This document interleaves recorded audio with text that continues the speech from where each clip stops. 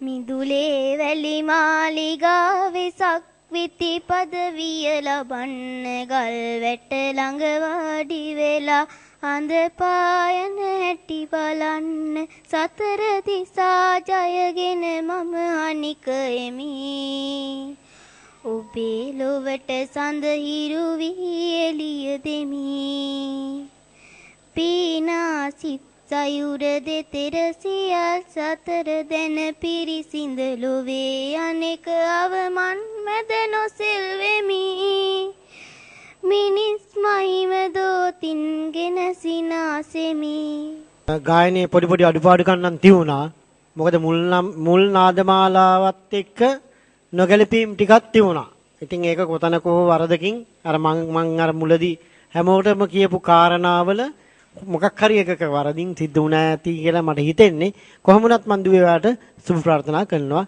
තරඟ ඉදිරියට යන්න හැකි වෙන්න කියලා.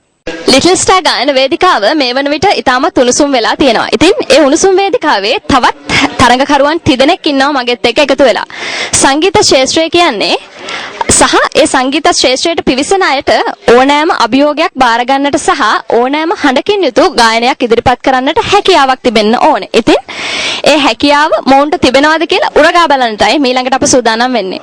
තරඟකරුවන් තුන්දෙනාට පුංචි අභියෝගයක් දුන්නොත් බාර ගන්නවද? ඔව්. හොඳයි. එහෙනම් මම මෙන්න මේ අභියෝගය තමයි මොන්ට දෙන්න හදන්නේ. මං ආසම සින්දුවක් තියෙනවා. මං ආසම සින්දුව මොන්ගේ හඬින් අසා දැනගන්නට මං කැමතියි. ඒක තමයි අභියෝගය. මගේ ආසම සින්දුව තමයි දෙවනි බුදුන් ලෙස කියන ගීතය. ඔයගොල්ලන්ට ගායනා කරලා පෙන්වන්න පුළුවන්ද? පුළුවන්.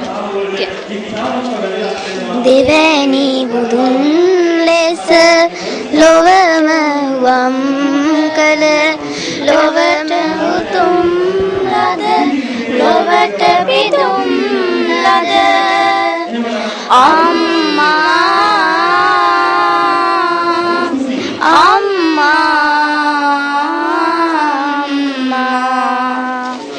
දෙසවන් සනහා මානල වූ ඔබ මියුරු මියසියේ අරුත කියා දුනි ඒ මියසිය අදමා ගයනා විට මා සිප ගන්නට ඔබ මා ළඟ නැත අම්මා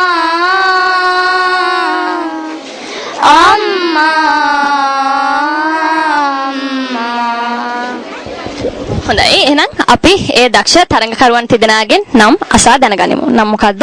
එෂිනි පබෝදා, දීමුතු දිනෝෂ, අමන්දා හිරුකිරණ. සංගීත ශාස්ත්‍රය කියන්නේ ඊටමත් පුළුල් වූ වපසරියක් තියෙන ශාස්ත්‍රයක්. ඉතින් මේ ශාස්ත්‍රය තුළ මොවුන්ට ඉදිරි ගමනක් යන්නට හැකියාව, ශක්තිය, ධෛර්යය ලැබේවා කියලා අපි නැවත වතාවක් ඔවුන්ට ප්‍රාර්ථනා